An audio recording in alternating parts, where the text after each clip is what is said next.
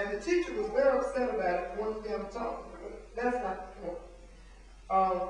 The teacher got more upset because I wanted to know whether or not there was any truth to my daughter's allegation.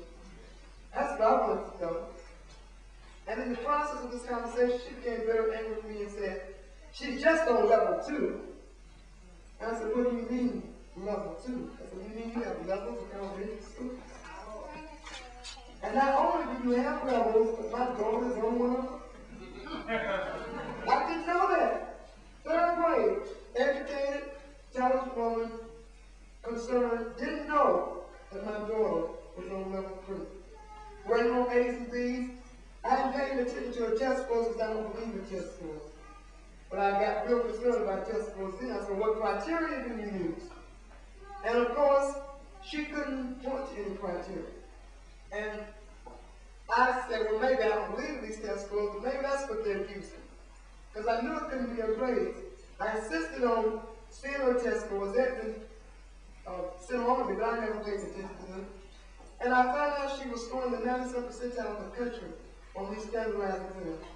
So I said, by what authority and right do you have this child on this level? Well, they said, well, let's test her again. They tested her again and she made a perfect score. They had to take out of level. Then my common sense told me, something is wrong. I asked her about the other children in the class. I said, what about these other children? Why are they taking this watered down bath and all of this level 2? She wouldn't move them. So I called the children of those parents, told them that if I didn't know, probably they didn't know what was going on with their children. And we formed an organization called BEST, Best Education Support Team. And this organization, for over a year, met with the superintendent, went to every school board, had a PR campaign to inform parents about the leveling system, or the tracking system. Some of you call it ability grouping. But by whatever name you call it, it's the same old game, separate and unequal education. Since the Plessy versus Ferguson decision, which declared separate and unequal constitutional, we have been consistently plagued in public education with a separate and unequal system.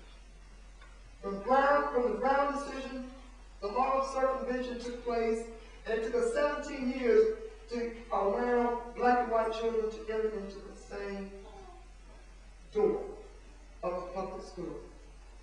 Lo and behold, we thought that maybe if we bus them to the school and they enter into the schoolhouse, we would have integration. We would finally have an equal education for all children. See, equal and quality education are not synonymous. They're not synonymous. But the truth is, with black, brown, and poor white children, there was not even an equal education because they entered the same schoolhouse, but went to separate and unequal classrooms.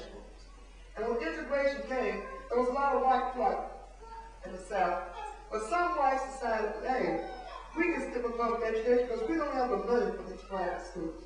Besides, if we create a leveling system, we can pretend to have integration and allow the children to come into the same door, but send them to different classrooms, and we can have a private, segregated education at the public expense. And that's what tracking is. And it continues today. Not just in Selma, but throughout this country. It comes in different forms, but it pains every child that's affected, whether they're on level 1 or level 4. If they're on level 1 getting the quality education, somehow these children come up with a false belief that they're better, that they're smarter, that they're more intelligent, and they look down on their brothers and sisters below. If they're on the lower levels, they of course are pained with this feeling of being inferior. And after a while, my brothers and sisters, they begin to act inferior. And we wonder why. We see them pain on the outside of the school. We see the teenage pregnancy, the drug abuse. We see the gang violence. What we don't understand is that a lot of that pain is caused inside of that building that we call public school. And until we attack the problem in the school, they will continue the pain the dropout rate will get higher, the crime rate will get higher, and on and on. Tracking, ability grouping, or whatever name you call it, is just another form of racism, classism, and segregation. The same legal principles, the same morality that operate to strike down segregation in the Brown case, that same legal principle, that same Supreme Court, that same sense of justice is needed to get rid of tracking. And unfortunately, I think tracking has been allowed to exist because many of us have been guilty of accepting the inferior status of a majority of children of color. The majority of us have been guilty of accepting the inferior status of the majority of children of color. Now, I know that's an indictment on most of us, but it's true. And maybe it's not true in Cambridge because I hear you were better off in Cambridge. When I say we, I'm talking about the country. When you look at this country, the more overwhelming majority of us have accepted the inferior status of the majority of children in public school. If you don't believe me, let's just take a moment to think about it. If the majority of children, the majority of your children, if I started school today, and I put the majority of the children, parents here, on a low level, none of you would accept it. You would say, oh, no, we're not going to accept that. Something is wrong. I know my child is smart. I know she can do the work. I know she can take algebra. I know she can do this. But if I were in the poorest community in this area, in Boston, and a room full of poor mothers and fathers, and put their children on the lowest level, nobody would say anything. Because that's the case, it's not. The majority of the children of poor parents in Boston are on low levels. ABC did a special right after the Selma movement, and they came down right after I had been arrested.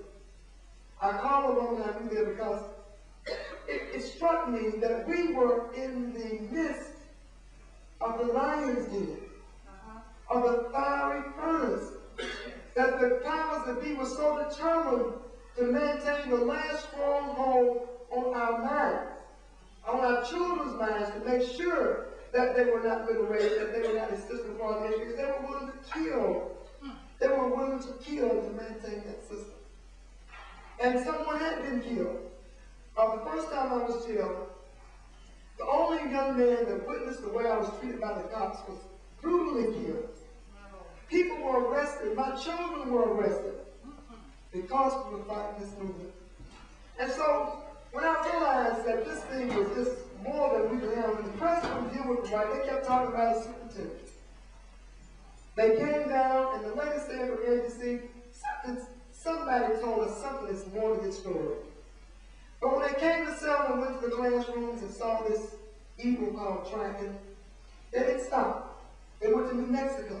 They didn't stop. They went to California. And guess where else they went? They came to Boston. And they found in the whole system in Boston, there was one Hispanic child in Calculus. One Hispanic child in all of Boston in tracking. What does that tell you? That the whole city who knew about that, all the teachers, had accepted the inferior status of brown people. Because if there was only one white child, only one Jewish child in calculus, people would be upset in Boston. Now y'all know I'm talking the truth, right? You know you would be upset. So what does it tell us? We have accepted the inferior status of the majority of poor children, black, brown, and poor white children in this country. And in order to make public education what it should be, we have to accept the native ability, the God-given ability of all of our children. Now, my reading tells me that you can refute this fact, that only 2 to 3% of the population are geniuses, and only 2 to 3% are morons. Most of us fall somewhere in the middle.